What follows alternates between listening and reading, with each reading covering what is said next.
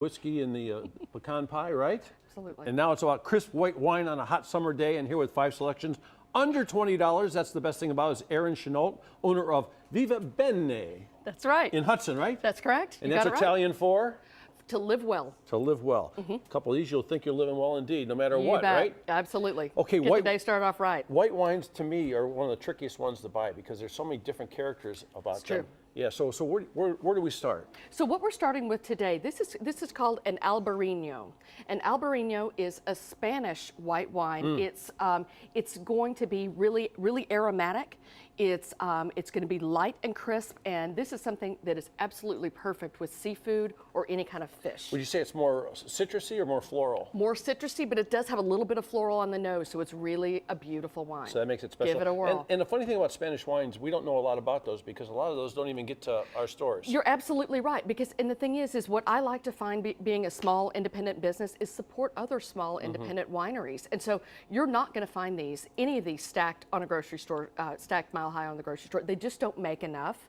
And what I really like about these producers, and actually this is made by the Torres family, both of these wines are, it's 5th generation, and they do everything by hand with little to no intervention. So they really do it right. A lot of craftsmen have been doing it a long time. And we're talking about under $20. Yes. Now this one I see, it looks like a lighter white. It does, and the bottle almost looks like it would be a Riesling from Germany, but this is actually, it's interesting. This is called the Esmeralda, and the Esmeralda is actually a Moscato blend. A little sweet? It is a little sweet, but not overly sweet because of the blend. And so what makes this really nice, it's going to please both people if you like a sweeter wine or even a dry wine. And if it was me, put that up with a spicy international dish. My personal favorite is going to be a spicy Thai dish. It's gorgeous. Or Indian food?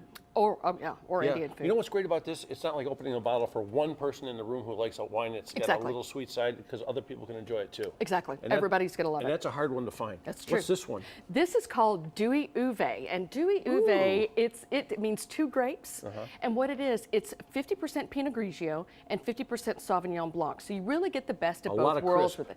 A lot of crisp, but then it's softened with that Pinot Grigio. So this right here has been a favorite of ours since the very beginning. It's made by a very well-known producer called Bertani in northern Italy, up in the Veneto region, where Venice is located.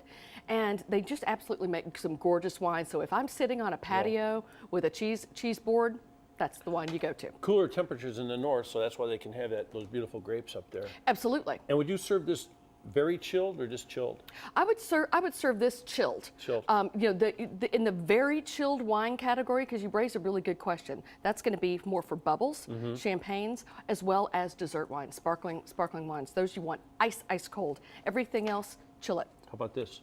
This is the only local wine that I carry. It's called Rkatsateli. It's made by M Cellars. We actually carry several of their wines, and they do such a gorgeous job. They're not very good spellers. This is actually, for anybody that wants to come in and find an interesting grape varietal. If you're having a block party wine tasting and people are supposed to guess the varietal, do this because nobody's ever going to guess it.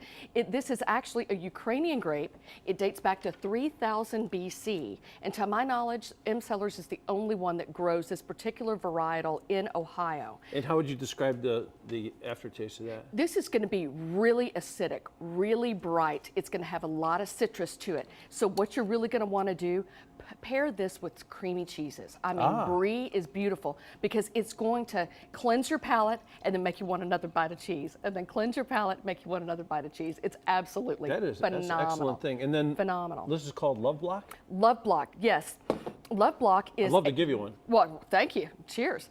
Love Block is a traditional Sauvignon Blanc out of New Zealand, and I know that most of us have seen Kim Crawford's Sauvignon Blancs listed there on wine lists. What's interesting about it, Kim Crawford started about 20 years ago, and whenever he first began making wine, he had to put all of his wine expenses on a credit card. And so he didn't have the opportunity to have his own vineyard quite yet, but just a few years ago, about 5 years ago, he actually sold the label and his name and bought what they call the Love Block Vineyards, because this was his ideal spot.